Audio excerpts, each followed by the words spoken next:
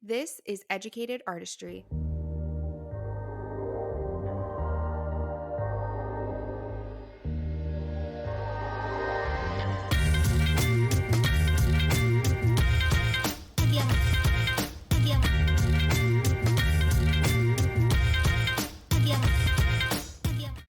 Hello, everybody, and welcome to this week's episode of Educated Artistry. Today, I am joined by Dr. Janice Luk. She is a optometrist based in Canada and has been specializing in eye health and beauty trends for the past 7 years. And as a lash artist, I'm sure we all know that eye health and the safety of our clients should be our number one priority for a long and sustainable career. So I am thrilled to have Janice join us and teach us all today about eye health and lash extensions to expand our knowledge. So welcome to the show. Thank you so much for having me, Kayla. I'm excited. Me too. I would love to just start with you introducing yourself and just kind of telling us what you do. So my name is Janice Luk. I am an optometrist that is currently living and practicing in Vancouver, Canada. I graduated about 6-7 years ago, and I have a special interest in dry eye and specifically cosmetics and beauty trends. And I love educating the profession. And I recently started in the speaking arena, which is why this podcast stuff is really exciting to me. So thanks for having me. Cass, can I just say that everything I'm saying today, there's no medical advice that's being given. So that's one thing I always forget. And my lawyer always says I need to be more mindful about that. So just everything today, no medical advice. If you do have any clients or patients that you have that are experiencing any issues, send them to their optometrist 100%. Yeah, of course. Oh, I love that. It's definitely good practice to get on podcasts with speaking. So before you get into like really speaking with a lot of people in person too, how did you get into your profession? So my own eyesight, I started wearing glasses in grade 1, and I never really enjoyed the interactions I had with optometrists. So my goal is to make every experience with patients an enjoyable one so that they can at least learn one thing new about their eye health. My favorite part of my job is the education portion of it, and I truly believe we can learn something new from every interaction we have with patients. Yeah. And what got you to specialize in dry eye and specifically in the beauty trends? Like what piqued your interest about that?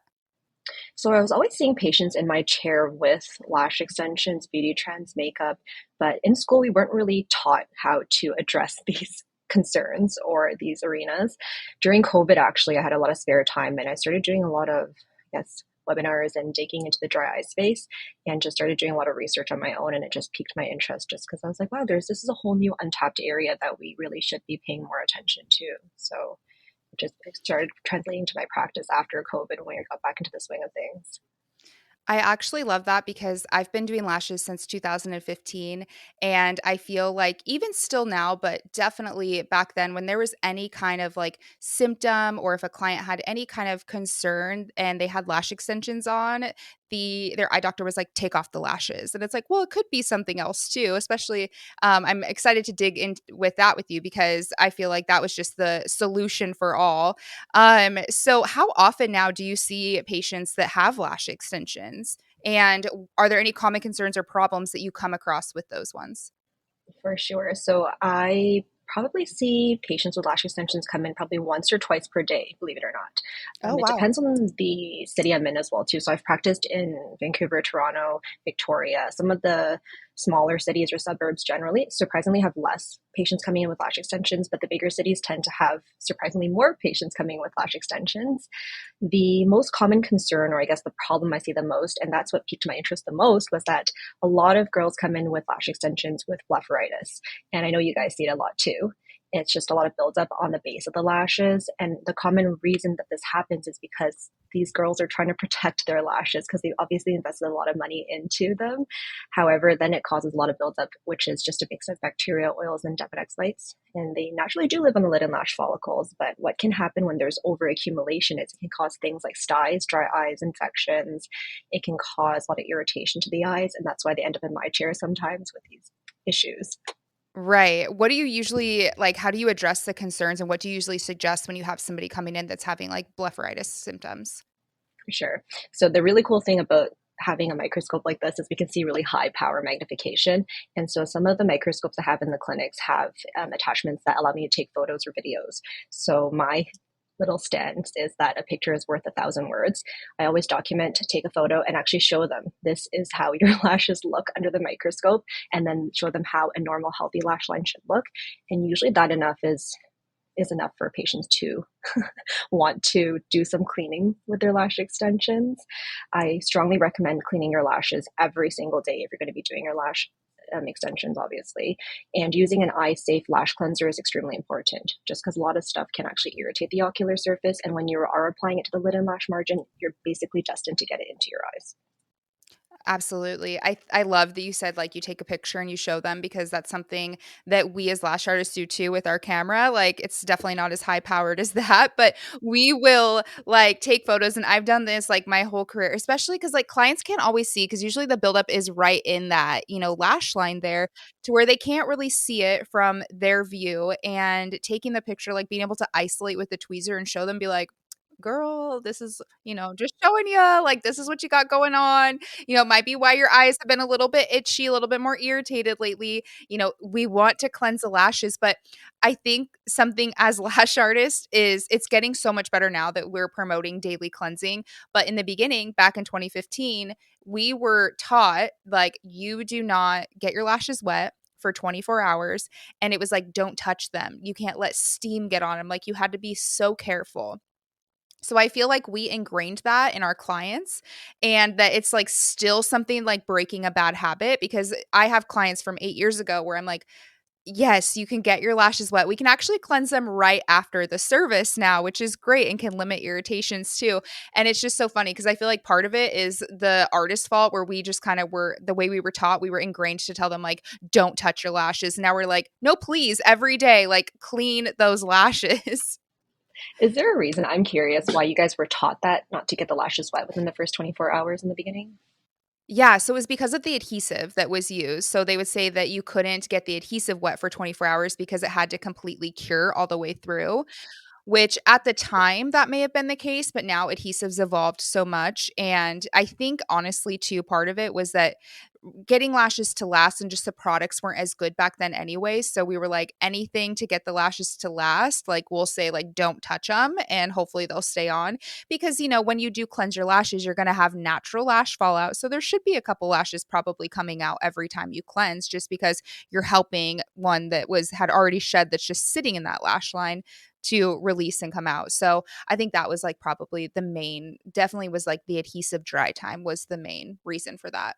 But you did say about daily cleansers. Do you have any that you recommend for patients? And, like, I don't know if you've really looked into the cleansers that are on the market in the lash industry and the lash brands. Like, are those enough? Are there any ingredients we should be looking out for that we should be avoiding, especially when we're telling our clients to use this product, like, on their eye every day?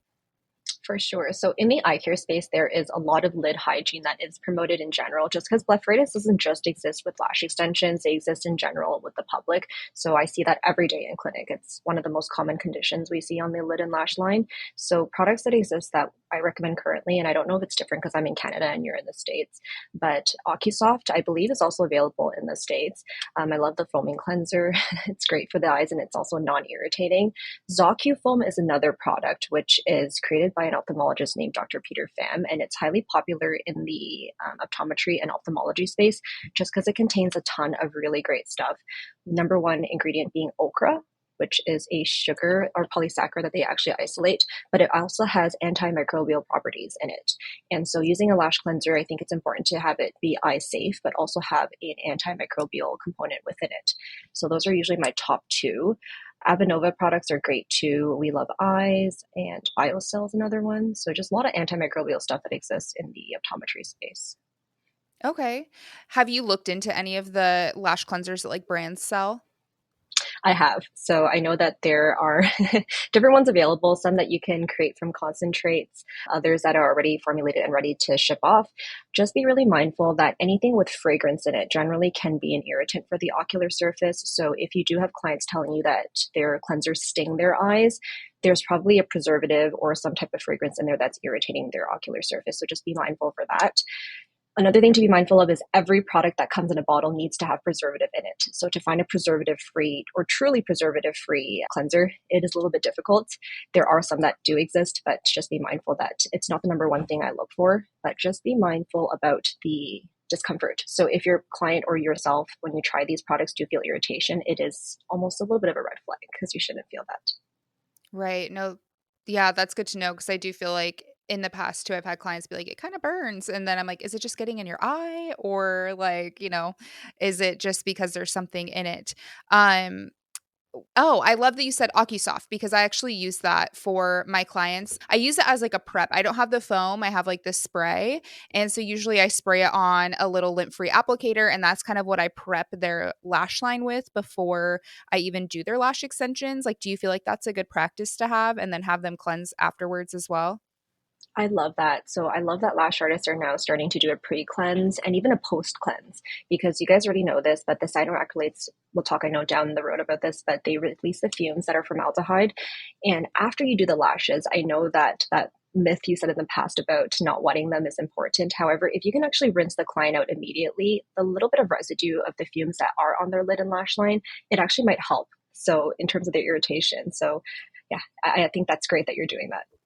Yay. No, that's awesome. Yeah, I think it was actually at LashCon like maybe 2 or 3 years ago, they had somebody, a professional on, and he was saying about the OcuSoft, and so ever since then, I've been using it, and I feel like it's made a huge difference, and because for me personally, I try to not use a lot of ingredients, like different ingredients within my service, like, I'm sure you've heard of, like, primers and bonders and all of the things that those are other things that we're putting on clients' eyes that I think have to be taken into consideration, like are one of those ingredients and they're causing irritation or discomfort. So I've always been the artist, I'm like minimal ingredients because if there is any sign of like sensitivities or allergic reactions, I want to be able to only have a few things that it could be, right? Instead of having to eliminate like 10 products that I'm using on them. So for a long time I used primers and I just switched to using the OcuSoft instead because I was like, I feel like this just makes more sense when a lot of the primers were heavy, like just alcohol based. And I'm like, well, that doesn't make sense if you're just going to like dry out the lash. So That's great. Do you see a difference between your clients now that you've switched to OcuSoft as a primer, quote unquote, versus actually using a primer? Like, is everything else still the same?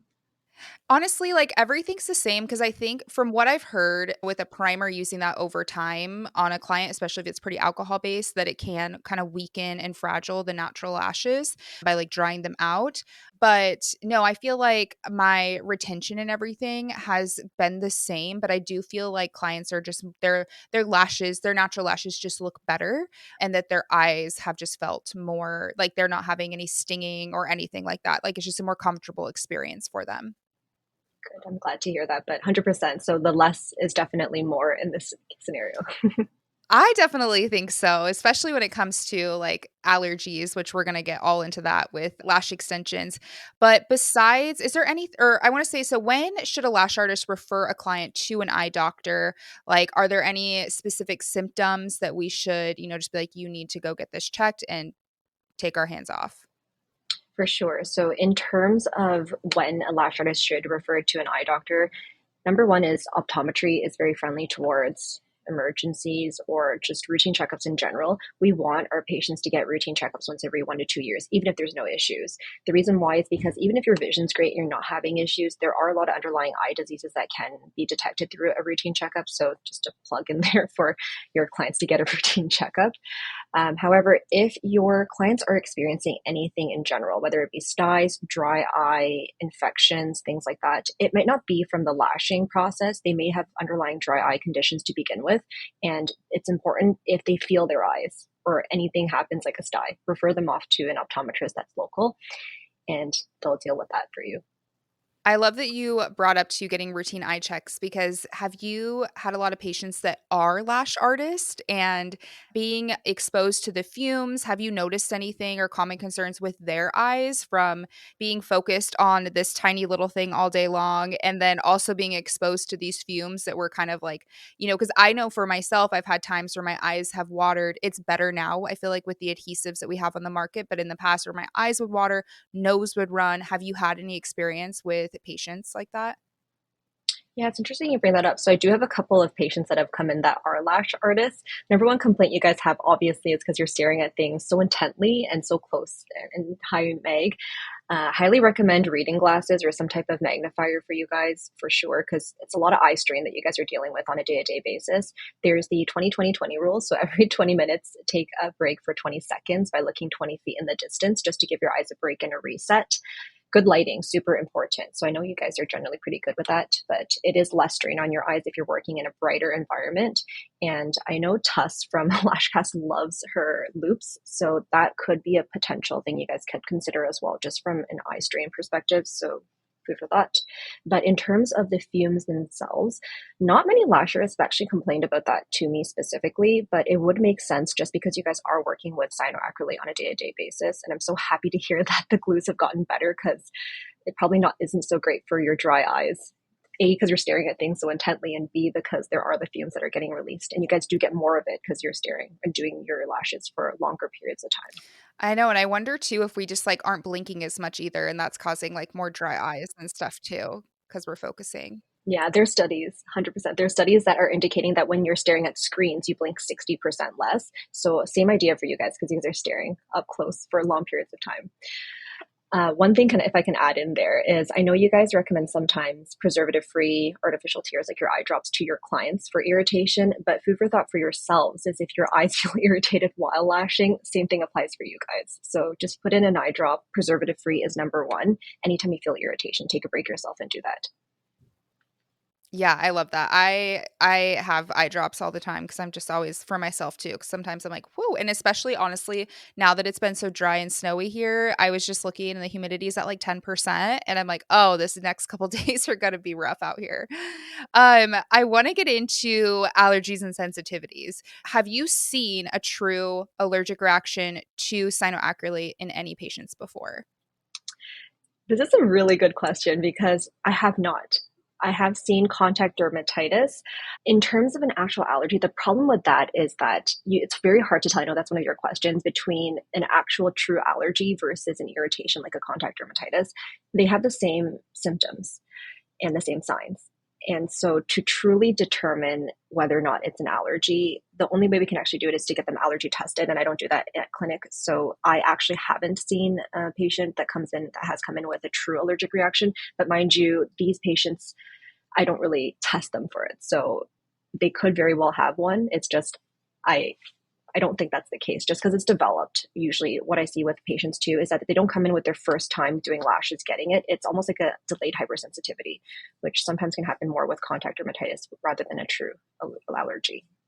But if I am concerned, sometimes I do send them off for an allergy test. Yeah, because that's something that I think we hear a lot in the industry where it's like if anybody gets any redness or anything that's like, "Oh, you're allergic, you can't have lashes." And so would you suggest that if somebody obviously if somebody is experiencing a symptom for them to go to their eye doctor, see what they suggest, and should they stop getting lash extensions if they, like are experiencing these symptoms? Because in my experience, what I've seen is that it does tend to get worse over time, no matter what you do. So what are your thoughts on that? My job is always to protect the eyes in a way that I give recommendations to give you the best eye health to maintain good eye health. Ultimately, it's always up to the patient or your client what they decide to do. Now, as a lash artist, obviously, I know you guys have your legalities and liabilities as well too. So I would be really mindful if a client is coming in with a recurrent contact dermatitis or irritation to continue lashing them. Have a candid conversation, have them talk to an optometrist. It can get worse over time, but mind you, I do have one or two patients that continue to get their lashes done, even though they get contact dermatitis every time. So I know that you do have clients that are married to their lash extensions, and you can give a steroid ointment to calm down the reaction. However, in my professional opinion, I wouldn't continue lashing, but that's to each is their own. So Okay. So are lash artists I mean, that would be something that the eye doctor would prescribe, right? As a steroid ointment? Like, as lash artists, we shouldn't be like, "Oh, take this Benadryl, put this cream on your eye," right? yeah, if it's contact dermatitis, Benadryl won't do anything anyway. You would need something to calm down the irritation around that site that the irritant was applied on, which is closer to your eyelid. I know you can get over the counter steroid ointments, I would highly not encourage you to do that or to recommend your patients pick that up over the counter. So steroids, I know in short-term doses don't cause any serious detrimental health effects to your client or patients, but if they are misusing it, it can cause things like cataracts, glaucoma, so increasing your eye pressure. Another thing is that it can thin the skin around your eyes. So if clients are not listening, the one thing I find deters patients the most is the aesthetics portion of it. So just telling them that one fact that it does thin the skin more is usually a good deterrent, and they'll stop doing it. So Yeah. And if they were to use like get prescribed a steroid cream, is that something that they put on every day or just like before they get their lashes done or the day of?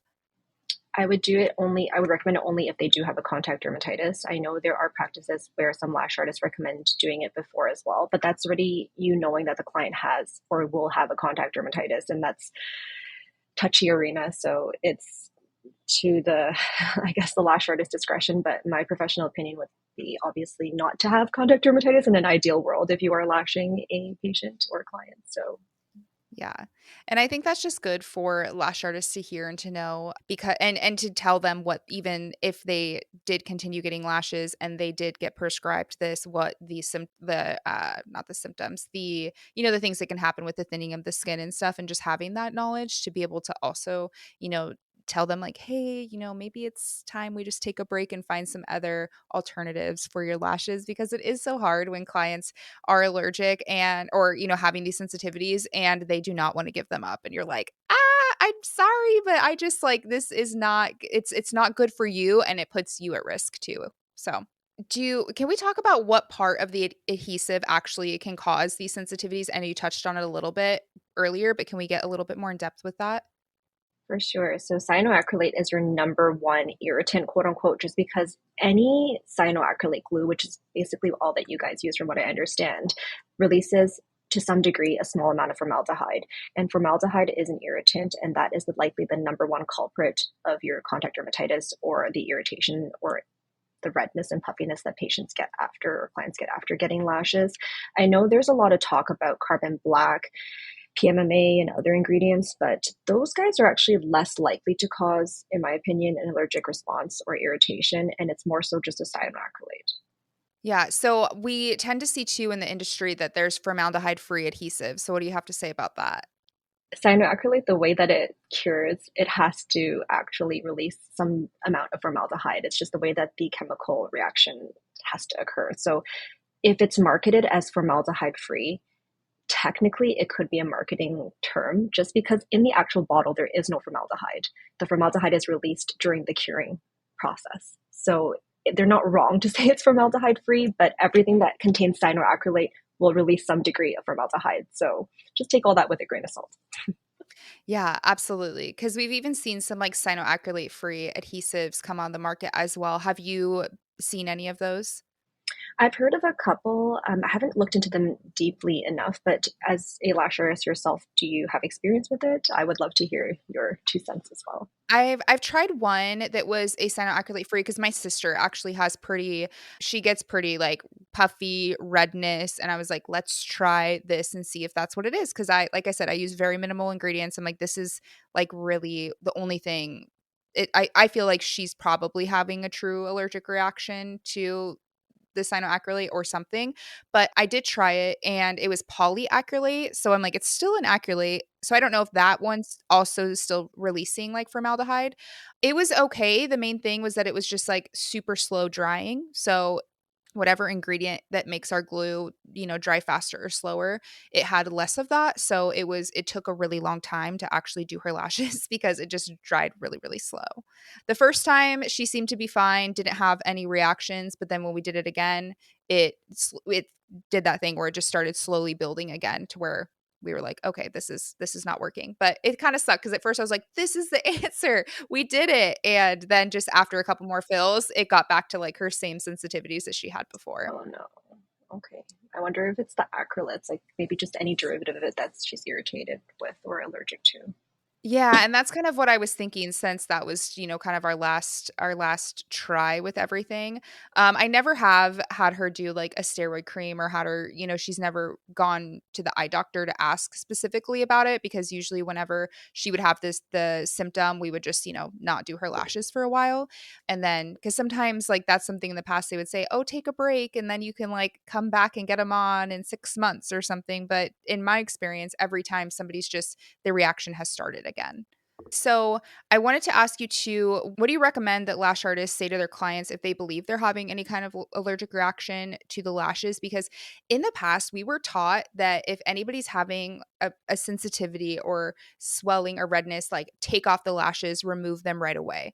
And now today, people are saying that that's probably not a good idea because we're taking the, solid adhesive and transforming it back into a liquid that can actually make it worse. Do you have any experience or thoughts on that process? Like if somebody should just remove their lashes or just let them naturally fall out and then stop getting them?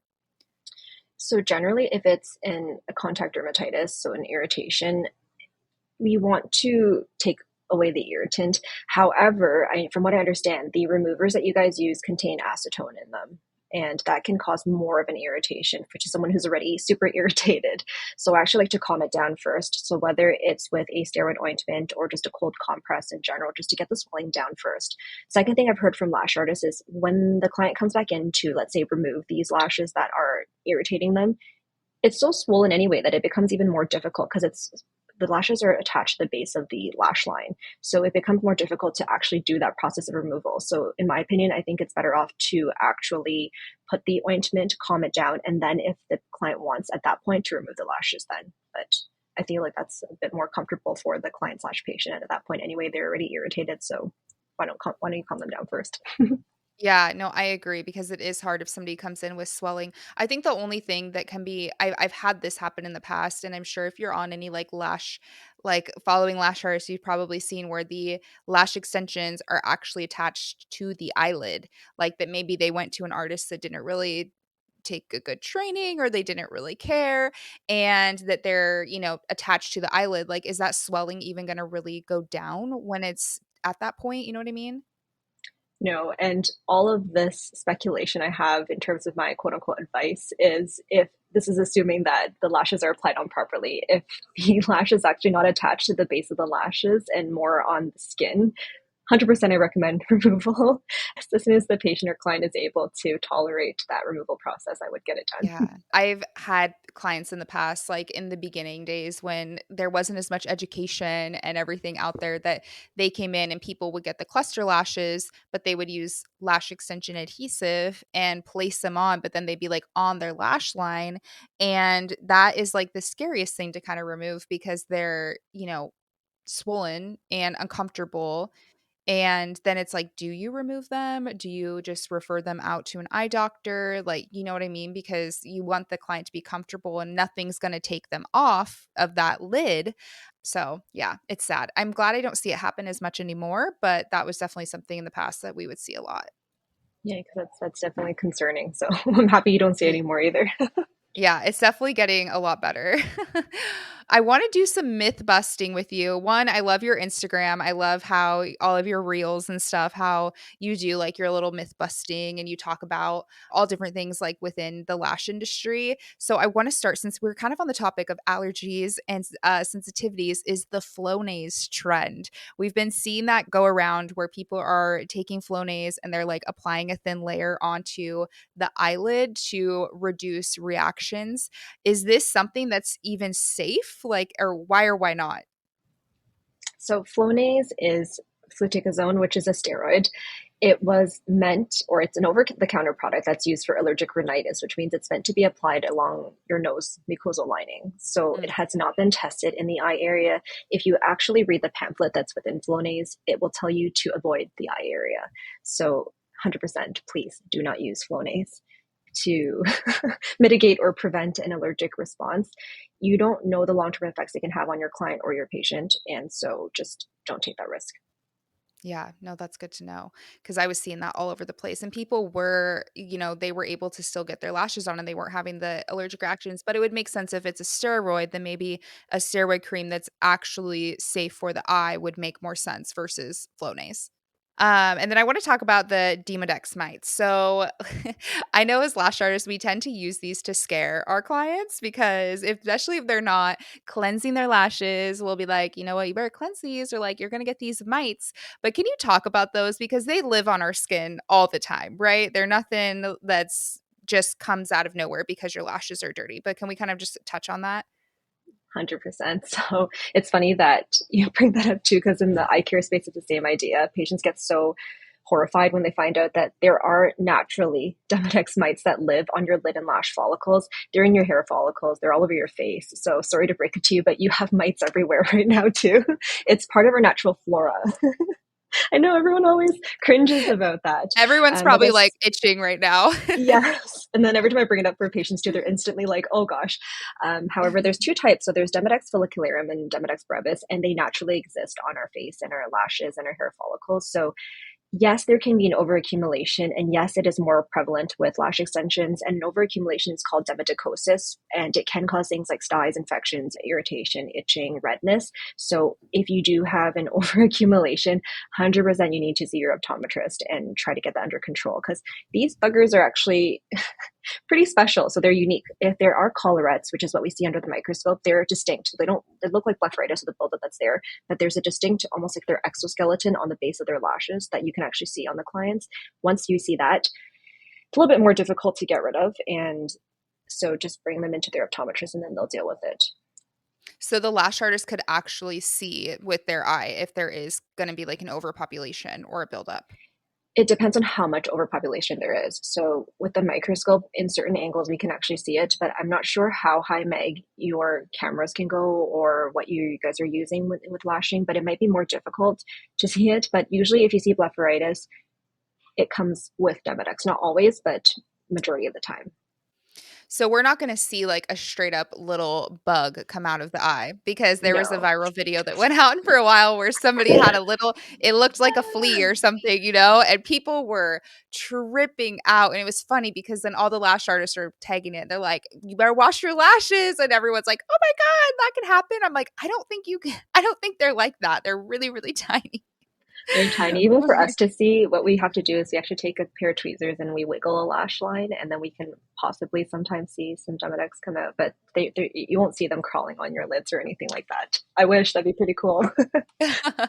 Did you notice like during the time when I asked this because I had a client and I thought it was really interesting where when everybody was masked up and she actually was like, yeah, I went to the eye doctor and he said she had to get a treatment and she like cleansed her lashes pretty well, but her eye doctor was saying that during that time because she wore glasses and she wore a mask that it just like created more warmth in that area that just kind of like gave a nice little breeding ground for them. Did you notice anything like that? Because I thought it was really interesting. I was like, is that really a thing? Or is it just she's more susceptible to getting them?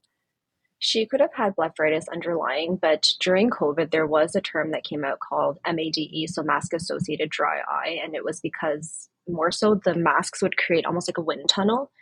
And I wouldn't say the heat themselves would cause an increase in the population of the Demodex mites. However, could be a lot of factors. So it may have just passed her through her threshold and she needed treatment. But there are ways that you can treat Demodex and blepharitis in clinics, like in optometry clinics. So let's say if you see an overpopulation for clients and they're cleansing and they're still having this issue, tell them to go to an optometrist that is a bit more specialized or has interest in dry eye. There are devices that we use called microblepharoexfoliation. So it's like a dental cleaning essentially. And we go towards the base of the lashes with whether it's a device or certain wands or different types of ingredients to eradicate that. In the States, there's a really cool medication called XDEMVY. So it's the first FDA approved medication that actually can help get rid of Demodex mites. Other things are to decrease the load versus this is an actual medication you get prescribed by an eye doctor to actually mitigate this problem. So we don't have it in Canada yet. I'm patiently waiting, but hopefully Yeah. soon. Okay, that's really cool to know because I do feel like there probably are a lot of clients out there that are having like the sensitivities and the irritations that we're seeing that we think are allergies are probably just symptoms from lack of cleansing daily. Or have you noticed that that's like a common occurrence? A lot of irritation can actually stem from dry eye symptoms. And the interesting thing is that you don't know if a patient or client has had dry eye in the past unless they've, let's say, had a dry eye workup before they came to see you. So it could very well be that they've had an underlying condition, and now that they're getting lashes done, it's almost pushing them past their threshold of tolerance. And that's why they're experiencing some other symptoms as well. So if you're unsure, just send them to an optometrist. I guarantee then they'll at least know that there's something else going on. It's not just their lashes. Okay. Another myth that I want to bust is it normal for your eyes to burn while you're getting your lashes done or your eyes to be really red and bloodshot when you're finished with the service? I would say no, it's not normal. The number one reason for that, from what I understand, is that the lashes or the eyes are not fully closed while lashing. So whether it's the fumes that are irritating the patient or client just because they have a little lining that's open over a period of time, or whether or not the eye is just not fully closed. So if your eye is exposed, even if there is no formaldehyde fume that's irritating your eye, it can still cause redness. So some patients Mm. have this as a chronic condition. It's called lagophthalmos when they sleep, or if they have incomplete blinks, they have an area that's just constantly exposed. And we see it in clinic and we give recommendations based off of that to mitigate their irritation. So, no, it's not normal. Oh, yeah, that's good to know. Have you seen anything with we were talking about how when you people that look at screens, they blink like 60% less. Have you noticed that that actually makes people's like eye muscles not as strong because they're staring at screens that they're like I have some clients where it's like their eyes just don't close all the way and I have to like literally tape them down because they just like slightly open a little bit. And I have noticed it's my clients that are looking at screens all day. And I was like, I was wondering if that correlates. Interesting. So I haven't seen that correlation yet, but I do see a lot of patients that come in who work on screens that have very lazy blinks. So it's called incomplete Mhm. blinks. And what happens is when you blink, your eyelid should go through your entire eyeball to the very bottom so that nothing is exposed and you're recoating the front surface of your eyes with the healthy tear film. When you have incomplete blinks consistently throughout the day, A, you're blinking less when you're on a computer screen, and B, that area is consistently exposed. So it can cause a lot of irritation for the patient or client. What you're seeing in clinic or in your chair as well is exactly the lagophthalmos. So if you do have that client that is continuously not closing their eyes fully, send them to an optometrist because it might seem like just an inconvenience and it might look kind of not so interesting, or it looks interesting for the patient or whoever their significant other is, but long term it can cause chronic inflammation. So it might just be a bit of irritation now, but I see patients in my dry eye clinic where over long term years of exposure overnight like that or throughout the day, they get chronic dry eye issues like substantial irritation, pain, discomfort. So you want to stop that cycle before it gets to that point. So send them to see their optometrist and then we'll give them different ways to deal with it. I think that's really good information to know that we are seeing our clients, every 2 or 3 weeks. That if there are certain little things that we're seeing that we're like, hey, that could be, just to be educated on those things to make sure that we are doing our part in helping keeping clients' eyes healthy. So that way you guys can do your job as the professional to help too. Because I'm sure if people are only coming in once a year, you might not see all those things. Exactly. No, I love that you brought that up just because you build this trust with your clients 100%. And you can elevate your services and just show them that you care, that you've taken that extra step to say, hey, I noticed this. Have you known this about yourself? And they might not even notice half the time, or they'll, you can even ask them a question. Do your eyes feel irritated when you wake up in the morning? And if they do have an incomplete lid closure or lagophthalmos, that could be one of the symptoms of it. And then send them to their optometrist, and then they'll be really grateful for you catching that. I love that, and actually Tuscany had probably a couple years ago when she was doing a talk at the Lash conference, had said how she actually has, like, an optometrist that she's kinda partnered with that she will refer clients to if maybe they don't have one or they haven't seen an eye doctor in a while or they're having some symptoms. Have you had any lash artists kinda do that kind of partnership with you? Yeah, so I'm trying to build that in Vancouver right now, but ultimately one of my goals is to actually, it'd be nice to create a find a doctor tool for you guys and find a lash artist tool for us as well too, just so that we know who are great lash artists in our area and likewise who an optometrist that is, I guess, lash artist friendly, just because I do know that you guys face a bit of pushback as well too in that department. Absolutely. And I will say the best compliment is when my clients go into an optometrist and they're like, "Oh my gosh, they said the lashes were done so well and that they were clean and that they'd seen some crazy ones and these ones are done really good." And I'm like, "Oh my gosh, that's like the best compliment in the world when you get that from the optometrist." And especially because a lot of them would be like, "Oh, I've seen some bad ones." Or like I said earlier, where they'll just, if there's any type of symptoms or anything going on, they'll be like, "Oh, it's your lashes. You have to take them off." And so it is nice to see that that's changed. But yeah, I think that's like the best. That's the best compliment in the world for a lash artist. I think the last myth that I want to get into is the UV light that has been going around. I know we talked a little bit because you were interested in yourself of like reading up studies. It's definitely been a big trending, you know, part of a service. There's a lot of controversy behind it. I did a podcast episode with a brand that has a UV light that they sell, and I just wanted to hear your opinion on if the UV lights are safe, or kind of like what your opinion is on the UV light and that exposure for our clients. For sure. So, as an optometrist, just I guess background is that we spend every day counseling our patients the importance of UV protection. The reason why is because UV can cause a lot of things like cataract formation. That's natural. It's birthday or age related. However, overaccumulation of UV can cause it to onset quicker. There are diseases like macular degeneration, where the central portion of your vision can get severely impacted to a point of blindness if you do have too much UV exposure. However, from what I understand about the UV lights, some of them are on the spectrum of LED. So LED light is there's no detriment to that around your eyes. However, true UV light, that's something different. So it really does depend on the device and the actual, I guess, wavelengths of light that are getting emitted. So that's where the trickiness, I think, stems, just because it's hard to actually, I know most of them are about 380 to 400 nanometers, if I'm not incorrect, in terms of the devices, but there's no tried and true way of actually knowing that for a fact unless the manufacturer is actually truthful in terms of what nanometers are actually being emitted.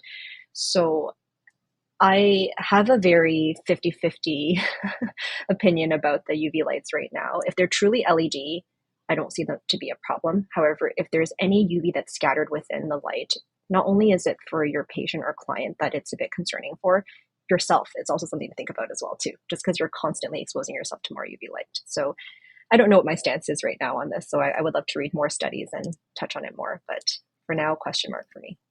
Yeah, no, that's good to know though, because from my understanding I know there's so many different things on the market, and the thing that kind of sucks is once something gains popularity, everybody tries to do it and get it for as cheap as they can, which can, I feel like, come with like dishonesty from manufacturers, or, anything of like what actually type of light is emitting. But from my understanding, that it seems like it is an LED light. So then LED would be safe to be around your eyes, because I feel like LED is around us all the time, right? You get facial treatments, our lights, our phones are technically an LED light. So from my understanding, especially with the company that I'd interviewed, that the waves that emit are less than what we see with our phones, so that would be safe near our eye, in your opinion. Yes, for sure. So assuming that that is the case, then yes. However, if there is any, I guess it really does depend on, exactly as you said, the honesty of the manufacturer. So as a lash artist, I know you guys always aim to do no harm. And if you're listening to this podcast, you already are trying to learn, which is great. However, if the manufacturer themselves is not being honest, even if you're trying to do no harm, you are technically doing harm. So it really does depend. And do your research, make sure the companies you work with are credible. Same goes for your glues as well too. So I know we haven't touched on this, but your SDS sheets. So if you do have a lash glue that you're using, your supplier should be able to provide you with an SDS sheet, which is essentially what happens if something were to go wrong, what's in the glue, ingredients, and things like that, if asked. So those are more credible companies. Don't just buy a glue off Amazon and just say, here, let's start lashing with this. So things like that, you can be a better lash artist, 100%. I think that is a really good takeaway that I think everybody should have. Every lash artist should message the brand that they buy their adhesive from and get the SDS sheets. Some people have them online too, like readily available, but that is something that I think you should have on, like, in a file or on your computer, like always ready to go if anybody did experience a problem. Do you have any last thoughts that you want to share about, maybe if there's anything that we didn't cover that you want lash artists to know or to take away from this episode? I actually do. So one Yes. thing I do tend to see nowadays, and you can correct me if I'm wrong, obviously, but the trend is more of a dramatic look for lashes. So your 4D lashes, I don't know, like super, super dramatic. So one of the things I do see in clinic, and the number one reason I find, I guess, clients stop doing lashes is because their lashes start falling off. And so the reason for that is something called traction alopecia. So naturally, your eyelashes should technically be one third of the width of your eyeball. So that's what we were, I guess, biologically engineered. And the reason for our eyelashes is to protect things from coming obviously into our eyes. That's the number one thing. I know we want to make them look pretty too, which is important. But what can happen is if you're doing too much of a dramatic lash over a super long period of time, the weight of that lash for your own lash is not, you're not able to essentially hold that weight. And that's why the lashes fall off. So I encourage lash artists to be really mindful for their clients when they are lashing them with a more dramatic look for a lash. Counsel your patients or clients to just take it easy sometimes. So I know we love the full look, but just be careful that it can have a negative impact on your natural lash. And if there's no lash there, then you can't be lashing anything at all. Yeah, that is true. And actually, that does segue me into a question that I didn't put on here, but about lash serums, because I saw a video that you did about lash serums. So, a lot of people suggest lash serums, especially if the client is tending to lose their lashes or they just naturally don't have a very thick lash line. So, are there lash serums? Do you suggest lash serums, and are there certain ones that you prefer? Yes. So lash serums are a topic that I talk to my patients a lot about. There are technically two different types of lash serums that are available on the markets right now. So some of them are prostaglandin analogs, and these are the ones that I deter against. And the reason why is because are used in glaucoma. It's a type of medication that's, I don't know if you've heard of Latisse probably. It's a lash growth serum that is FDA approved.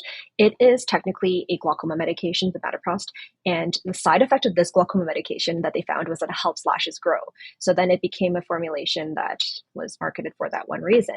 However, a lot of lash serums that exist over the counter right now are technically prostaglandin analogs, and although they help your lashes grow, they can cause an issue called prostaglandin associated periorbitopathy. And what that means, long word, is just that the skin around your eyes can darken, the color of your eyes can actually darken, and it causes thinning of the skin and almost fat atrophy around your eyes.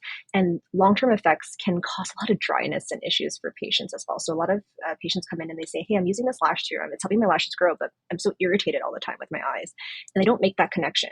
So prostaglandin ones, no. The other type that exists is peptide-based lash serums, and those are the ones I generally recommend more to patients. There are some great ones that exist right now on the market. So there's one from Try 2020 Beauty, which is an optometry or ophthalmologist-based brand. There are ones from We Love Eyes, which is another optometry-friendly brand for makeup, as well as I like the Ordinary one, and there's also Revive 7. But the problem with those two is that because they are technically cosmetics, they can change their ingredients at any point. So I know that there were a couple of issues, quote unquote, with Revive 7 where they had to do a recall for one or two of their batches, and it was contaminated with a prostaglandin analog essentially. So anything with lash serums or cosmetics in general, if you feel irritation while using it, just discontinue because something could have happened and something could have changed. So with a grain of salt. So as much as I make recommendations, I'm always really mindful that that can change at any point. So I tell my patients that as well. That's really good to know because I do feel like that happens a lot too in our industry where people tend to have irritation or from the lash serums. And I remember in the beginning days, Latisse in 2015, Latisse was all the rage of the lash serums that were out. And I do remember that clients would, you would see like the darkness and stuff after a lot of use and stuff. And personally, for me, like with Latisse, I saw people get these really, really long lashes, but they would like not grow anymore. And they would just be like these spidery long lashes. And then once they stopped using it, then all the lashes would just like shed. And you're like, okay, I don't really know what we're supposed to do there. Yeah. Latisse is an interesting one for sure. So Yeah. No, that is great to know. And thank you so much. This was such an amazing episode. I think artists are going to feel a lot more confident with communicating with their clients, kind of knowing what symptoms and things to look out for and when and how to refer them to an eye doctor. And it has been so great, like getting to pick your brain about everything. And do you just want to let everybody know where they can find you so that they can follow along because you do post so much great content that I think is just such good education for artists to have in their back pocket. Oh, thank you. That means a lot. So my Instagram handle is I look at eyes, so ILUK at eyes, and it's a pun on my last name.